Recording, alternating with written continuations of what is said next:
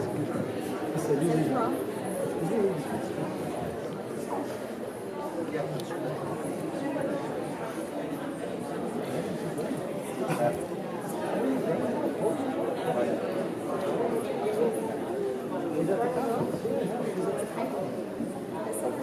think that's why Corey's in the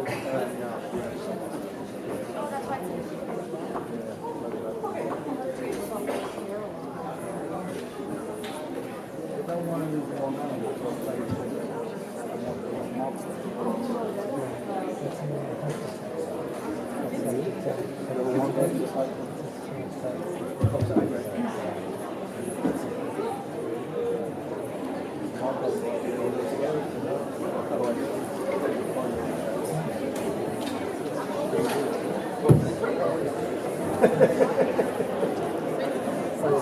I just drove 16 hard. That's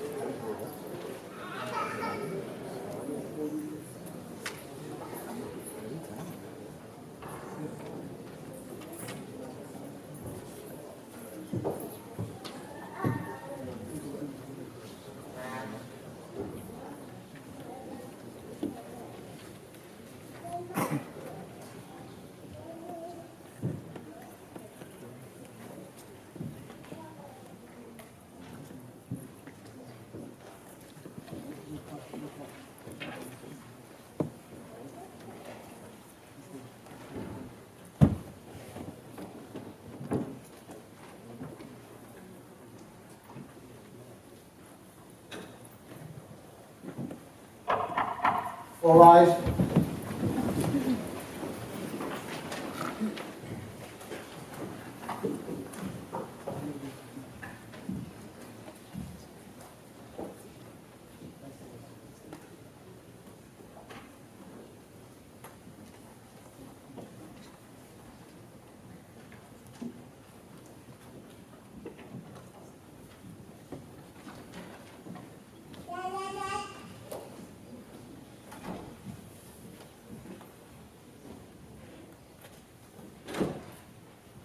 This special session of the United States District Court for the Eastern District of New York celebrating Constitution Day and the 230th anniversary of the signing of the United States Constitution is called to order. The Honorable Chief Judge Dora L. Irizarry and the Board of Judges presiding. Please remain standing for the presentation of colors by the New York State Police and the singing of the national anthem by Rashawn Jones.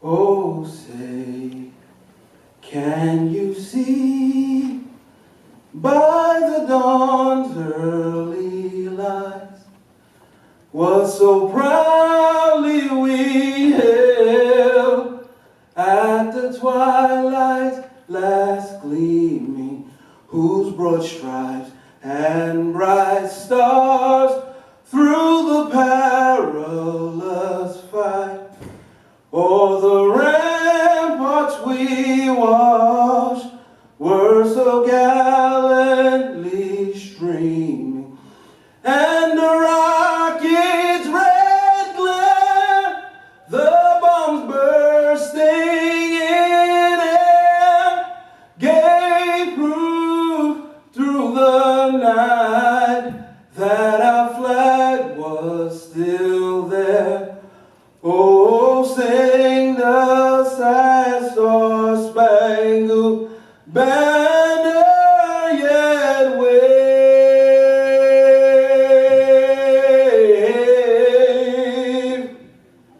Oh, the land of the free and the home of the brave.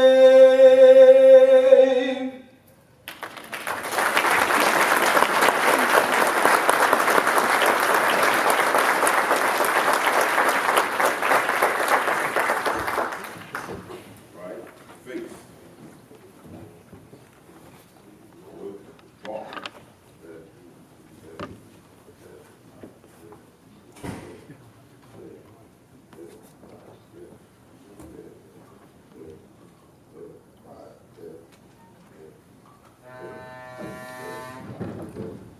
Walk down.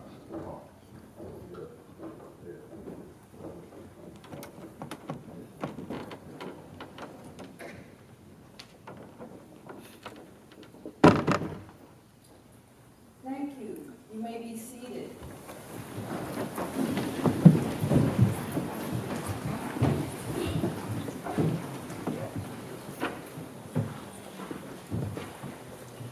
Good morning. It is my great sport in celebration of Constitution Day. We have a number of special guests who have joined us in this celebration. For fear that I may miss mentioning anyone, I will not go through all their names. But I do want to extend a warm welcome to our keynote speaker, Brooklyn College English professor Paul Moses and his wife, Maureen, and Professor Moses is also a Pulitzer Prize-winning journalist. He has written on an array of subjects, including immigration. As world events have unfolded over the course of the past 16 years, This day has gained a new significance in our history as a nation. Last Monday, September 11th, we remembered the terrible events of that fateful day 16 years ago that changed the world as we knew it.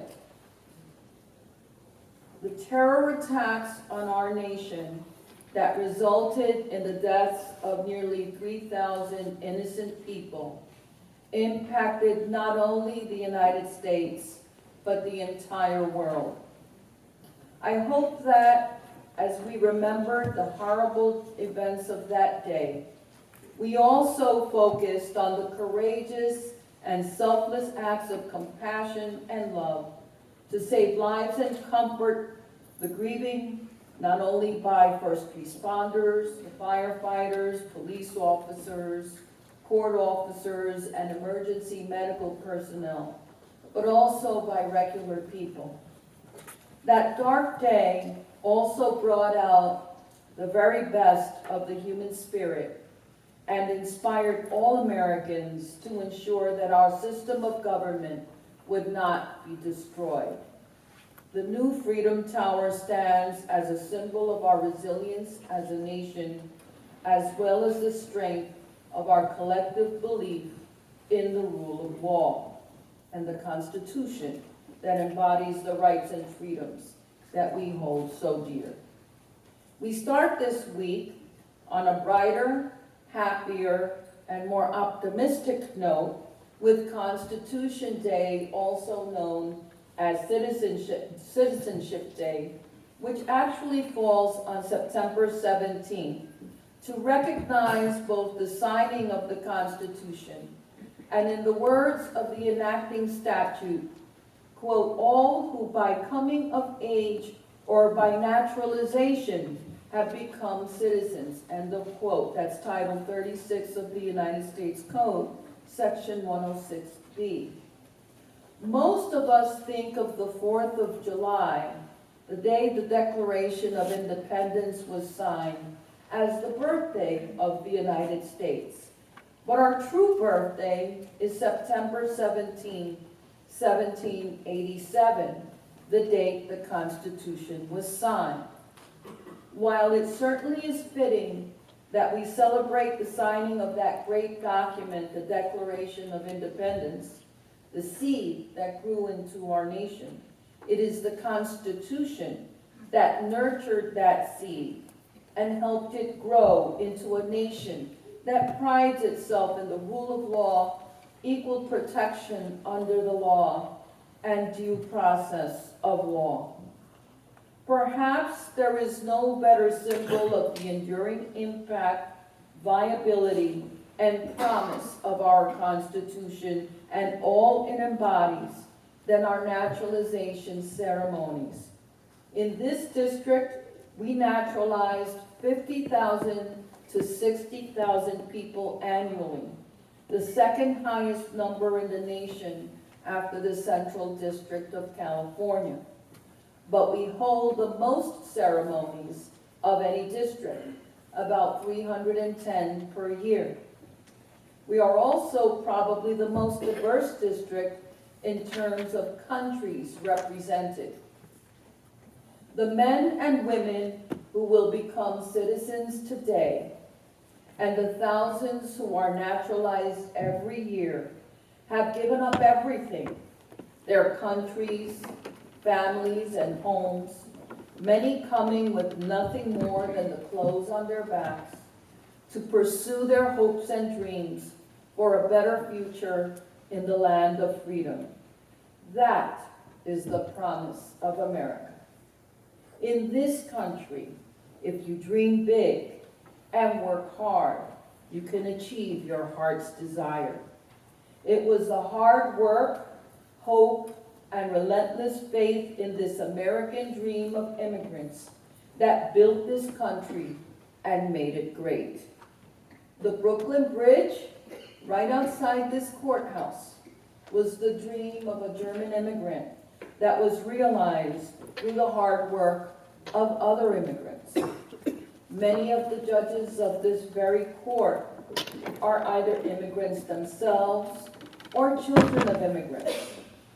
I am a first-generation Puerto Rican, and while a citizen by birth, my experience is entirely an immigrant experience. My parents came with nothing, spoke only Spanish, and struggled tirelessly for a better life for me and my siblings. My father sometimes worked 3 jobs. My mother worked in a factory and took in sewing to help make ends meet.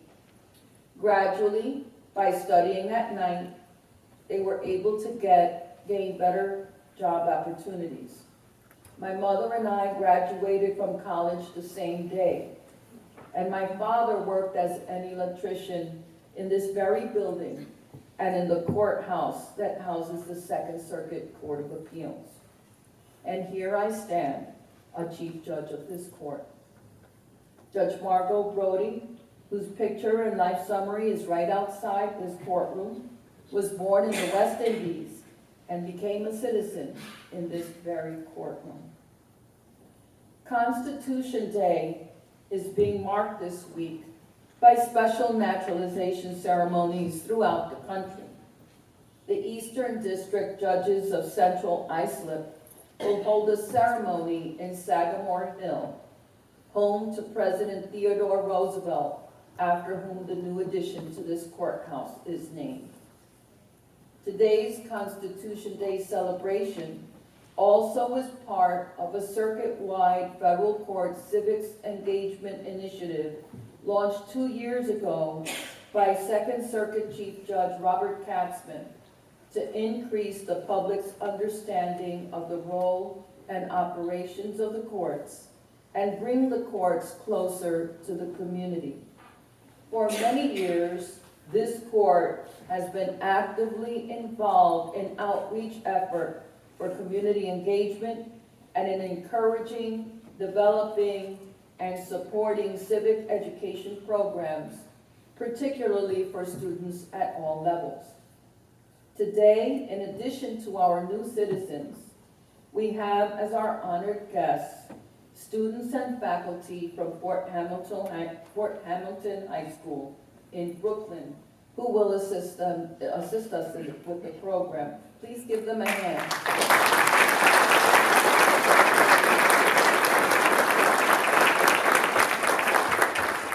The judiciary, one of the 3 branches of government established by the Constitution, is tasked with ensuring that the Constitution and laws of the United States are upheld. The judges of this court, district, magistrate, and bankruptcy, embrace this obligation freely as both a duty and a privilege.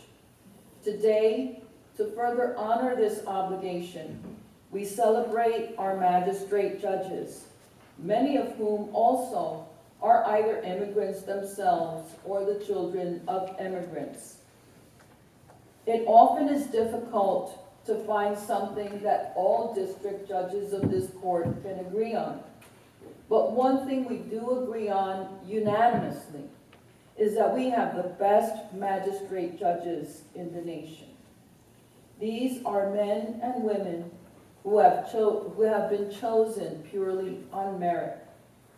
Among the reasons why we honor them today is because they generally are the first judges the litigants encounter in both civil and criminal cases. On a daily basis, they ensure that many of our fundamental rights guaranteed by the Constitution are protected.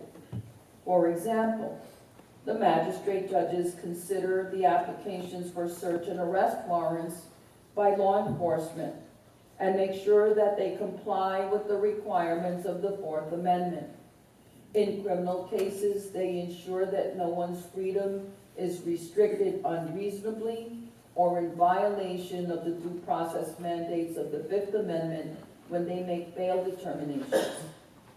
The precious right to a fair trial by an impartial jury of one's peers, guaranteed by the Sixth Amendment to the Constitution, is enforced by them when they select juries for trials by district judges.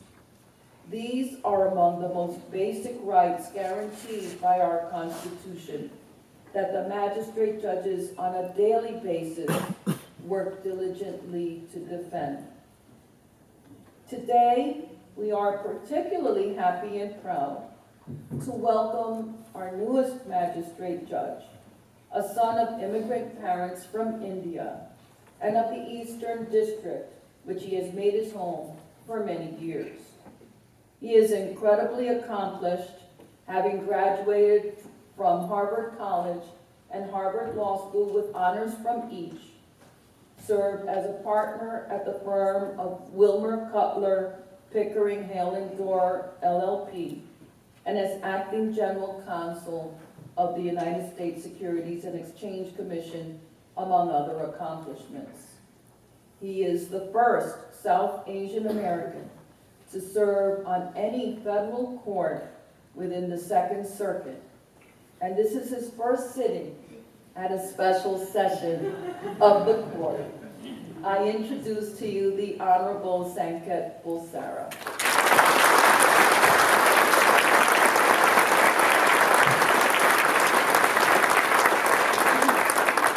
Judge Bulsara, on behalf of the Board of Judges, I want to welcome you formally to our court, and we know that you are going to serve us very proudly.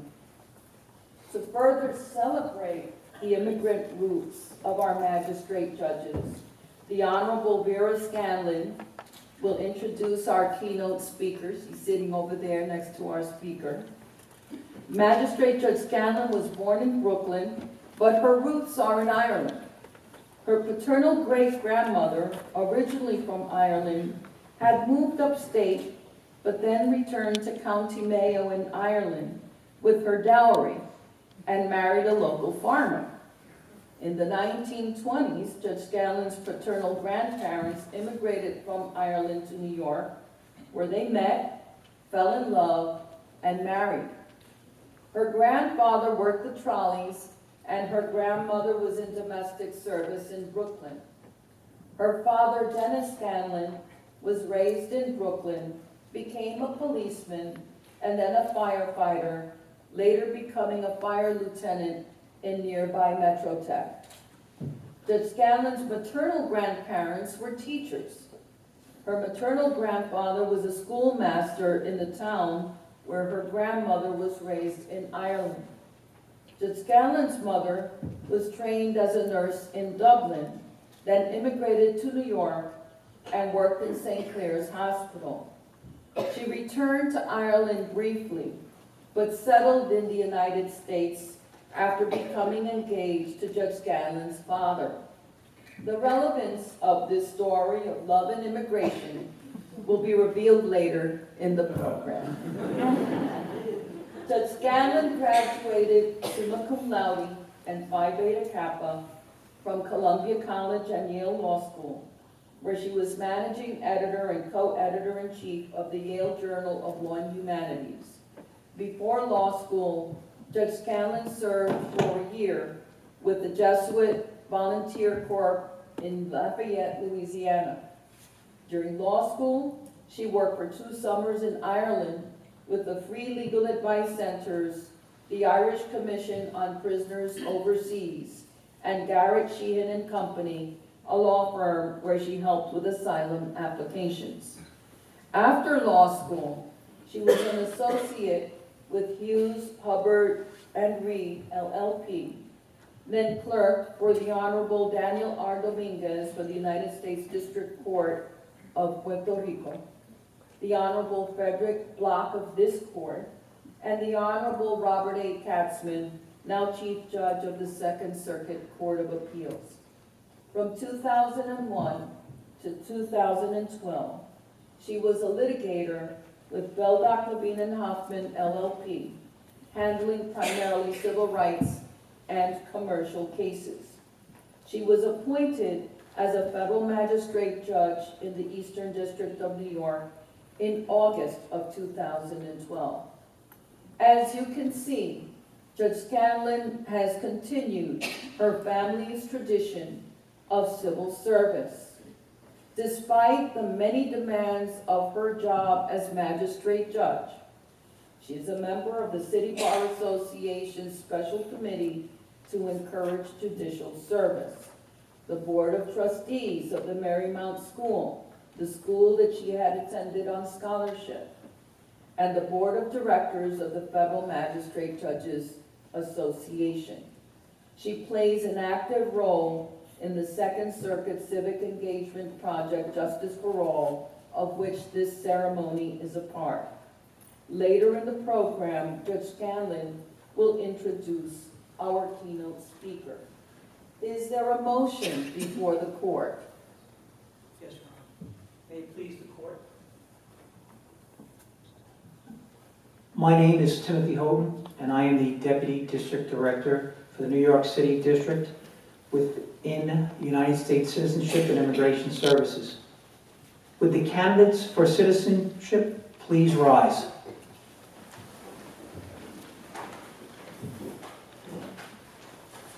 May it please the court. Your Honor, each of the 51 candidates have been personally examined under oath by a designated officer. Each has demonstrated an understanding of the English language, unless exempt, and knowledge and understanding of the fundamentals of history and principles and the form of government of the United States. Each has been found to be a person of good moral character, attached to the principles of the Constitution of the United States, and well disposed to the good order and happiness of the United States. The investigations of the government have been completed in their cases, and each has been found to meet all requirements of the law to be naturalized. Your Honor, the candidates are ready to take the oath of allegiance, and we move for the court to administer the oath. And I am going to take my prerogative as Chief Judge and defer to our new Magistrate Judge to administer the oath to our new citizens.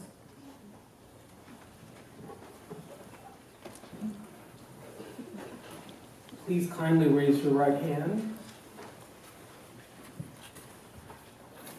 and repeat after me. I hereby declare on oath that I absolutely and entirely renounce and abjure all allegiance and fidelity to any foreign prince, potentate, state, or sovereignty, of whom or which I have heretofore been a subject or citizen, that I will support and defend the Constitution and laws of the United States of America against all enemies, foreign and domestic, that I will bear true faith and allegiance to the same, that I will bear arms on behalf of the United States when required by the law,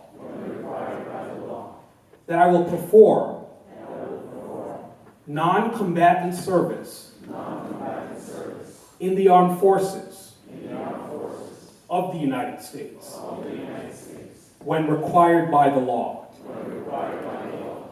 that I will perform work of national importance under civilian direction when required by the law, and that I take this obligation freely, without any mental reservation or purpose of evasion. So help me God. Congratulations.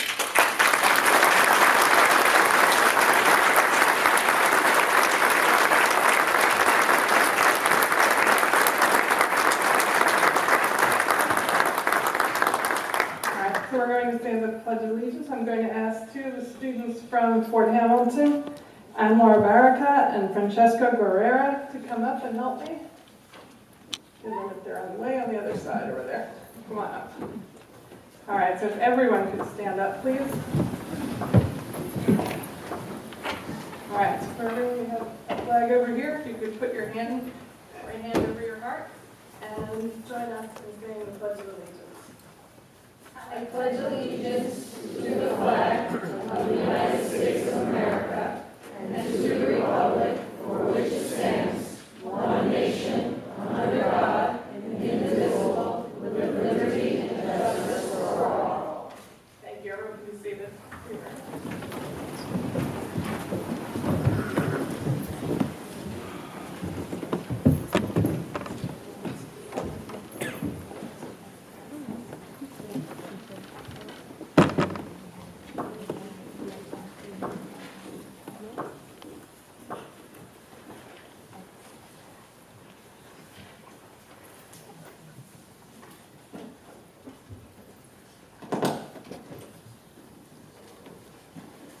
Thank you for the opportunity to participate in this very special celebration. I regret that I cannot be with you in person, but it is my pleasure and delight to welcome each of you as a citizen of the United States of America. Today, our nation celebrates Constitution Day, also called Citizenship Day. Our country has set aside this day to recognize the signing of the United States Constitution. I am sure that now you will add today to your list of special days to celebrate.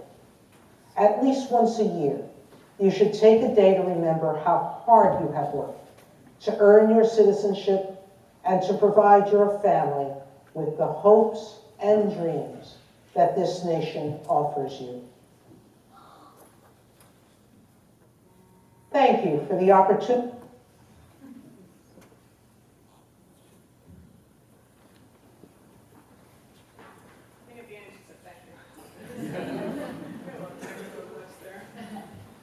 All right, so you know my whole life story. I'm Vera Scanlon. My fortunate role this morning is to introduce our keynote speaker, Paul Moses, who has joined us today with his wife, Maureen. For 16 years, Professor Paul Moses has been a professor at Brooklyn College, where he has taught English and journalism classes. Since 2006, he has been a member of the faculty of the City University of New York, or CUNY, Graduate School of Journalism.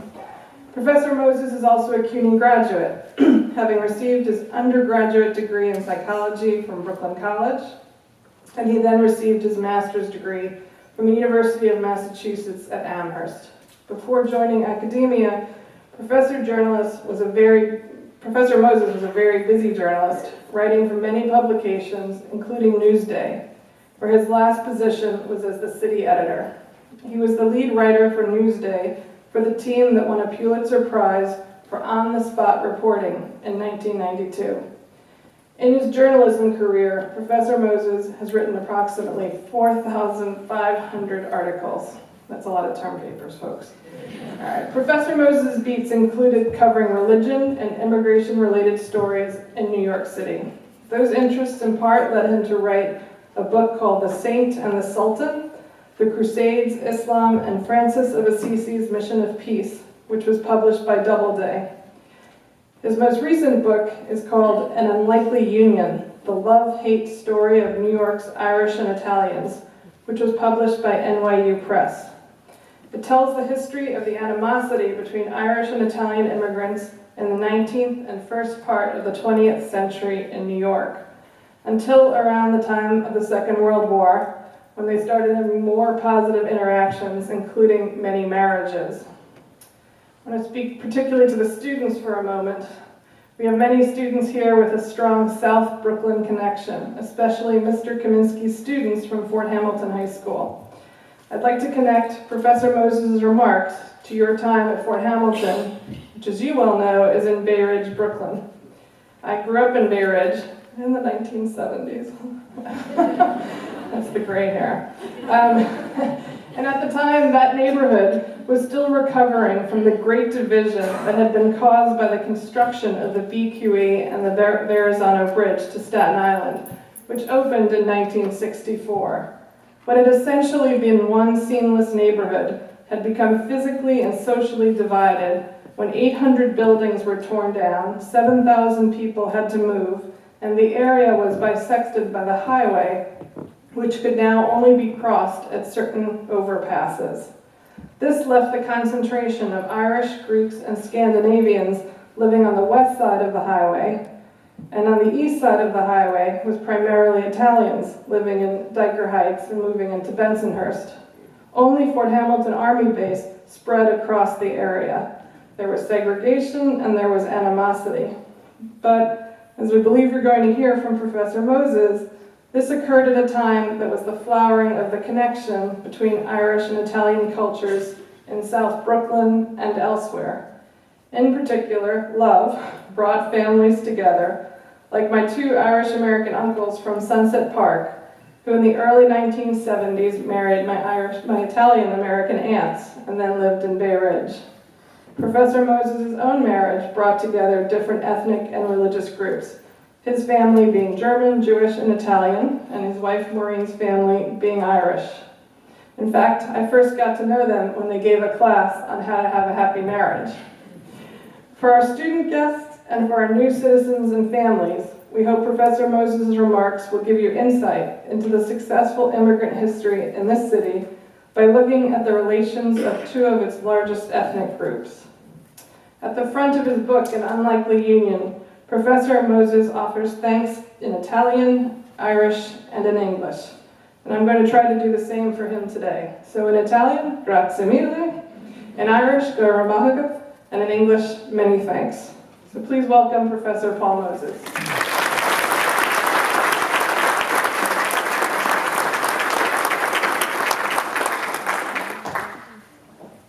It's really nice to be here with you today. My thanks to Chief Judge Irizarry, to Judge Scanlon for that very nice introduction, Judge Balsaro, and other honored members of the court, to the New York State Police, and it's nice to be with students and faculty from Fort Hamilton, which was my mother's alma mater. It's a privilege, especially to speak to you, the new citizens of the United States of America. Congratulations. You know, when I was a reporter, I spent about 7 years covering the federal courts full-time. Not so much this one, I occasionally visited here, but Manhattan and Newark. And there were a lot of ceremonies like this, and I would see people coming and going. And only one time did I ever cover one, is because there was a very famous businessman whose wife was becoming a citizen. He was very well known, so I had to go and cover this. And he was so proud. He was just beaming that day, and he was kind of had a reputation as the man who had everything. And I'm not going to tell you his name, we'll protect his privacy. But I'll just tell you his wife's first name was Ivana. Anyway, it's nice to be back at another ceremony like this, to see the joy, really, that permeates the room on account of what's happened. Now, so as Judge Scanlon told you, I've written a book about the relations between the Irish and Italians in New York. At bottom, it's really a book about peacemaking, about how rival ethnic or racial groups can overcome their animosity. You might not think it today, but at one time these two groups clashed quite bitterly in New York and other cities. And peace has been made now, pretty much, and I'll tell you how that happened. As Judge Scanlon indicated, I do have a personal interest in the story. I'm half Italian in ancestry. Two of my grandparents were born in southern Italy. And Maureen's ancestry is Irish, although she recently did the ancestry DNA test, and to our astonishment, she was 2% Italian. We don't know how or why, but my mother was very happy about it. Let me say a little bit about how these two groups met. At one time, an Irish-Italian marriage would have probably upset the families. That wasn't the case for us, fortunately. But the Irish got here first in large numbers. So big numbers of the Irish began to come to New York in the 1840s and 50s. They were here before that, but there was a famine in Ireland, and 1 million people died in the famine, and basically 1 million people left. By the time the Italians started arriving in large numbers, around 1880, the Irish had overcome the bigotry that was really directed against them, to the point that the first Irish Catholic mayor of New York was elected in that year, William R. Grace. So they were established, the Irish were established. But a lot of them were still very poor, and they didn't like that the Italians were competing for jobs as laborers. And I went through a lot of 19th century newspapers. There were so many fights between Irish and Italian construction workers that the Brooklyn Eagle newspaper, their representative is here today, wrote an editorial in 1893 with the headline, "Can't they be separated?" The paper's solution was to have, Irish workers on one block and Italian workers on another block. One of the fights, you would think that these groups had a lot in common, but they were mainly made up of people who migrated from desperately poor rural areas. They both had to face accusations that they were unfit to be Americans. They both had the same religion, Roman Catholic. But even the shared religion became a kind of battleground, and the pastors, who were predominantly Irish, decided that it's best to keep these groups separate so the Italians will have their services in the basement. And they felt that, well, the Italians really, they don't mind it, but they really did. I guess there wasn't very good communication. And some of the Italian priests complained to their bishops back in Italy, and they complained to the Pope. And before you know it, there was one parish in particular, Transfiguration on Mott Street in Chinatown, where, in particular, the pastor had banished the Italians to the basement, and a whole big, letter came back from the Vatican on how the American bishops should relate to the Italian immigrants, and specifically mentioned this one parish in Manhattan, which is, kind of amazing. But the one thing the Italians did have going for them was that the Pope was also Italian. And anyway, these groups clashed in a lot of arenas: in the church, on construction sites, on the waterfront, in unions, in civil service, the legal system, in politics, and in crime. The question is, today, in Citizenship Day, what reconciled them? The short answer is that as the Irish and the Italians got to know each other as equals, they actually learned to like each other. That didn't really happen in a big way until after World War II, and when it did, there was a huge wave of intermarriage between the two. So how did they go from rivalry to romance? Part of it was just real estate, like everything in New York. When two groups start to move out of their kind of entirely ethnic community, like Little Italy was, they were much more likely to live near each other and be neighbors. Construction of the subway system and later the highways to the suburbs, that also helped people to kind of force them to be neighbors with each other. My family moved from Mott Street in Little Italy to Bay Ridge because a relative had been working construction on the subway line built out to Bay Ridge, and kind of told the family you should go out there, so they made that move in about 1930.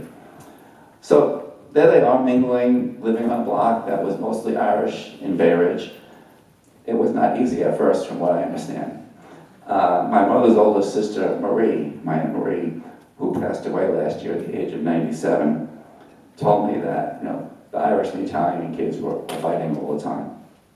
And but after the war, through a veterans group, she met this Irish-American fellow named Frank Bradley, who worked as an accountant for the city, and he was Irish.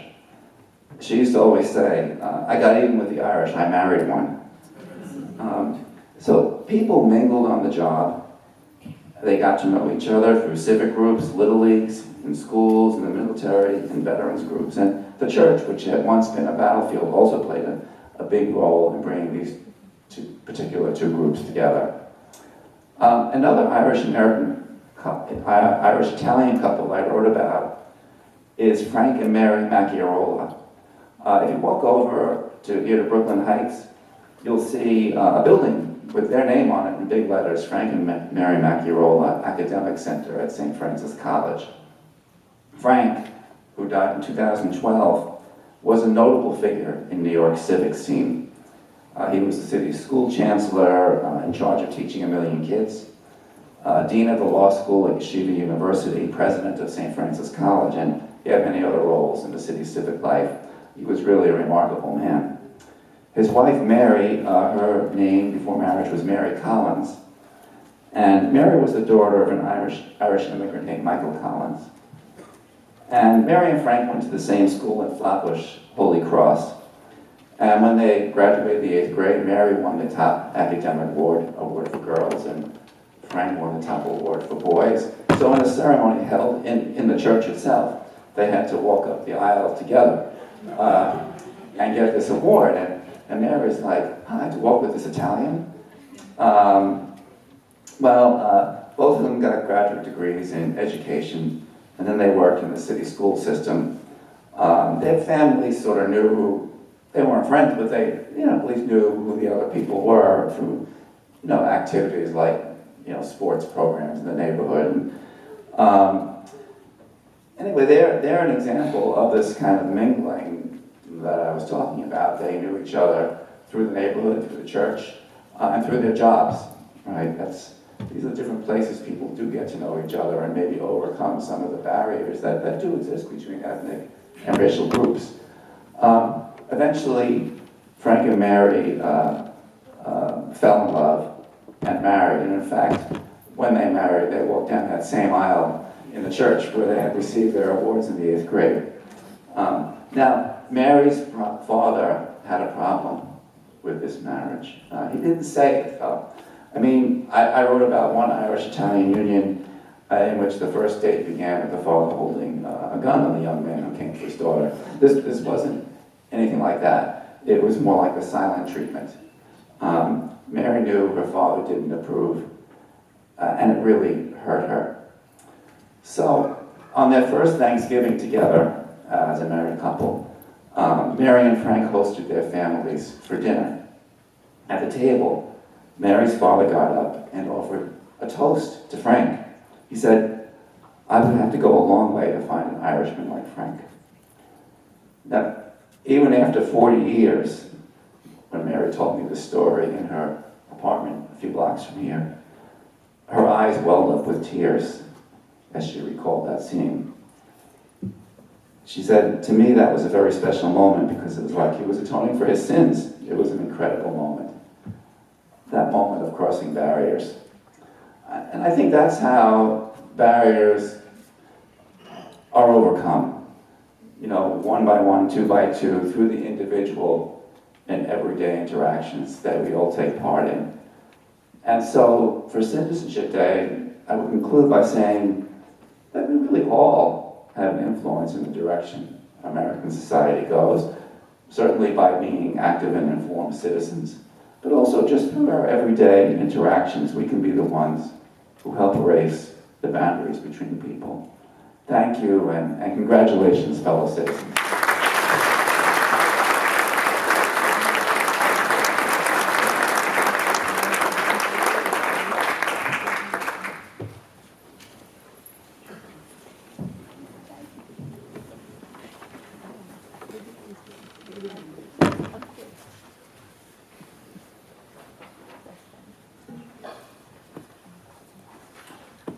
Please, the court. My name is Brian Meyer. I'm the Queensfield Office Director of the United States Citizenship and Immigration Services. I will now read out the names individually. When you call your name, please come forward, and the Honorable Dora Ozeri and Professor Paul Moses will be standing beside me to give you certificates of naturalization and a copy of the Constitution of the United States.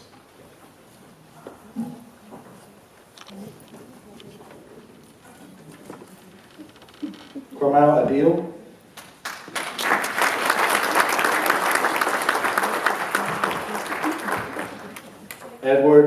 Ratu Afrin.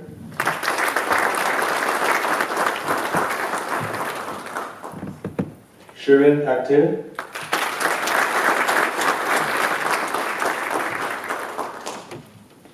Jason Despida Aleda.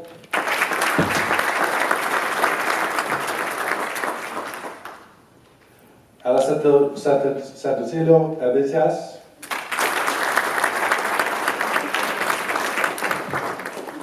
Andre Balan.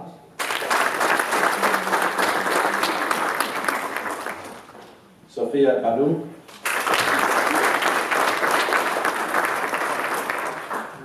Bishjoy Biswas.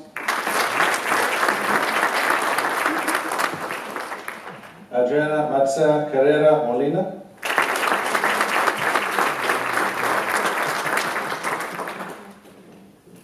David Chulakaze.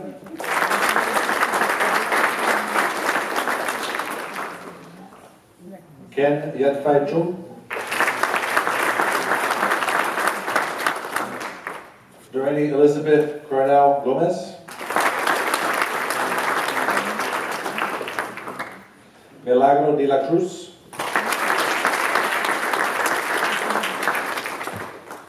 Enrique Luis de Batana Pizano. Nina Duta. Winston George Ellis. Ganyang Pham.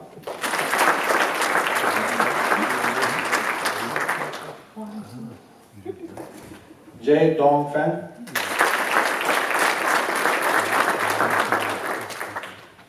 Rashley Darwin Ford.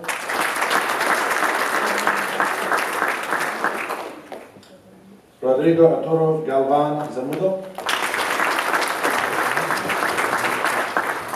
Magdalena Floreta Gideon.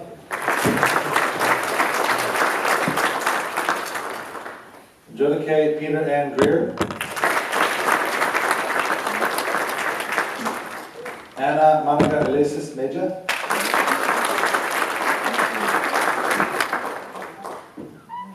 Pratik Lamshanan.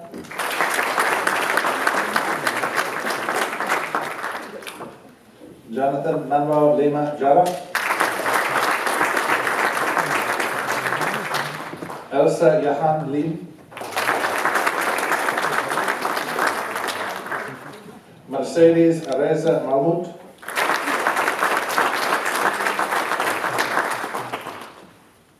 Lexington Everton Noor.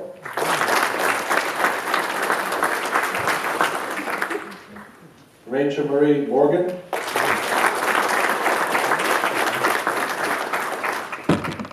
Calvin Anthony Niles. Maria Novaka. Sonia Cecile Paris.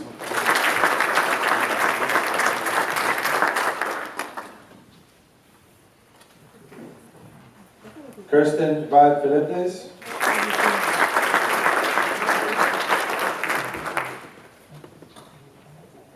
Chi Pun.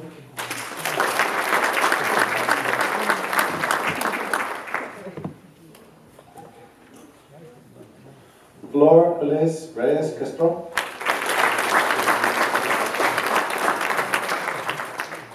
Yil Johannes Rivera Alcanta.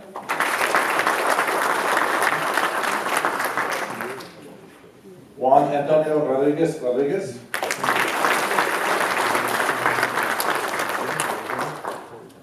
Arancha Sanz Avidres.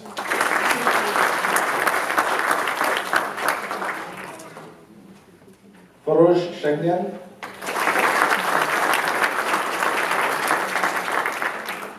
Billy Alexandrovich Shaila.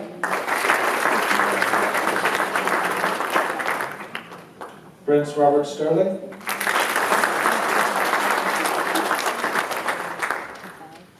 Sylvia Savania Tene Paladucci.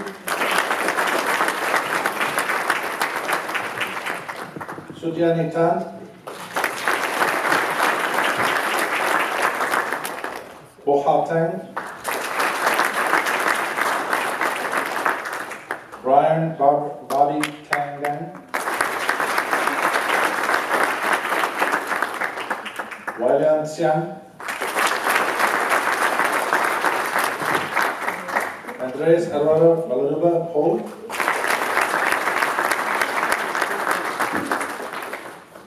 And Josephine Charles Van Rompuy.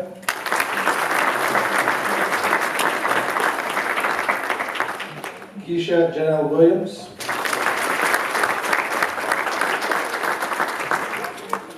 Mark Anthony Yakub. Rujuan Xiao.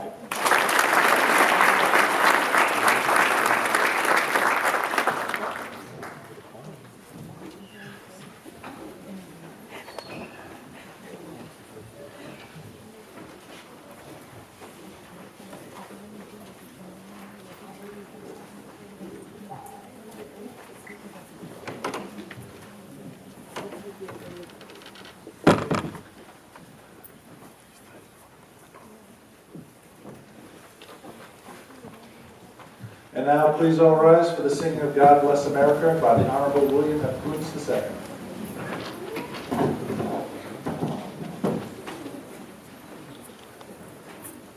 While the storm clouds gather all across the sea, let us swear allegiance to a land that's free.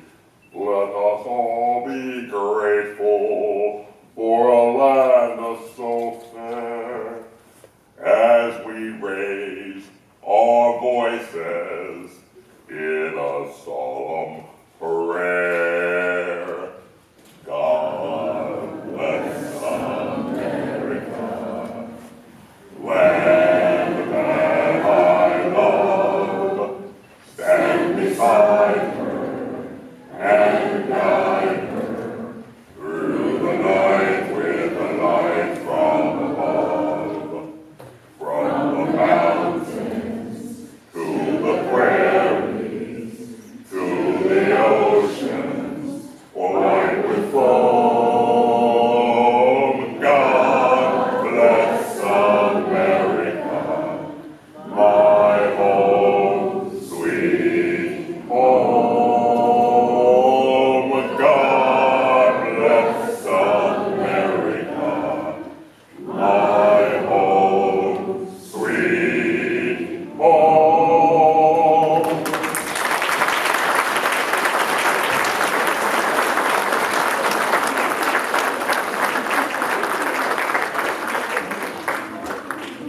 This special session of the United States District Court for the Eastern District of New York is now adjourned. Sine die. Will the students please remain seated? Remain seated. Students.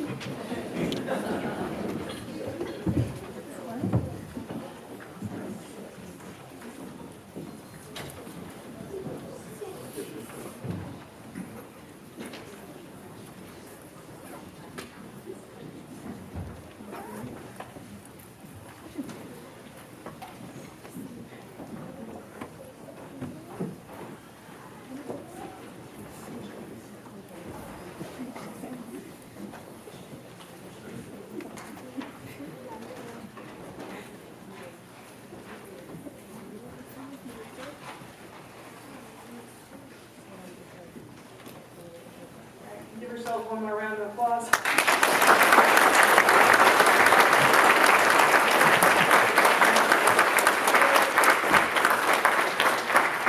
Everybody can have a seat.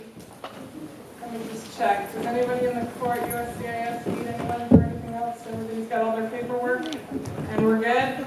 All right, so for the new citizens, we made it before lunch. You're free to celebrate with your family. So if the students can stay, and everyone else, have a wonderful day. Congratulations.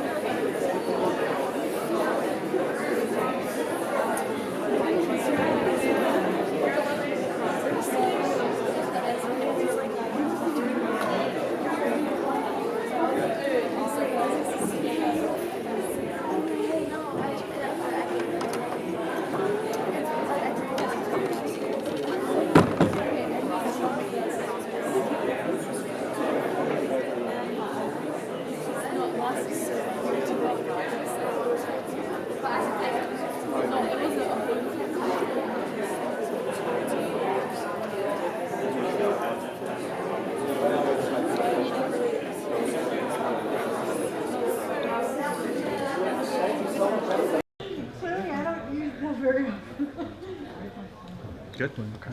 So I don't remember. So I'm gonna have him just look right at me, just a little off camera, okay? Okay. So Enrique, just to start, could you state your name and the country that you're coming from? My name is Enrique de Vinatia. I'm originally from Peru. And Enrique, what motivated you to come to America? Love. My love for arts also. I'm a musician. I remember when I was a child, most of my music heroes come from the United States, you know, and I always felt so identified with this country. And then when I had the opportunity to come, and also my older brother, he lived in New York for some time. He was working for an oil company. So since I was a child, I was very identified with the United States, you know. And how does it feel to become a United States citizen today?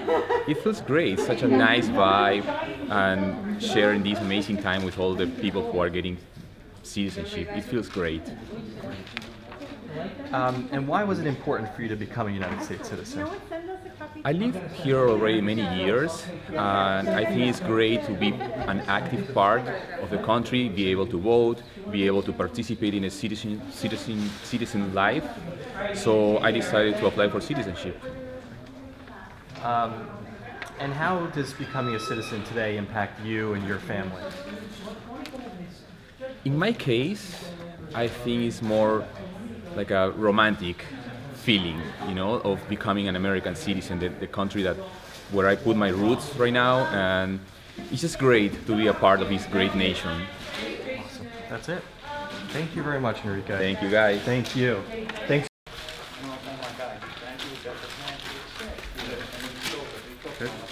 Good. Wait. Do you care what they're behind? No. Good. Okay. So the first thing is you could just say your name and the country that you're coming from, please. Okay, my name is Kamal Said, and I came from Pakistan. And what motivated you to come to America? I like America. So when my husband, I married to my husband. Jason. Then he bring me here. So I just want to come here and want to be citizen here. Great. And how does it feel to become a citizen today? Really great. I'm very happy and blessed. Good. And why was it important for you to become a United States citizen? As I'm living here for 4 years, so I want to be citizen because I want to do something like, as I'm a housewife, I want to do all the stuff that all citizens do. Great. Serve this nation and. Great. And by you becoming a citizen today, how does it impact you and your family? Everyone is happy and me too. Great, great. That's perfect. All right. Thank you so much. I appreciate it.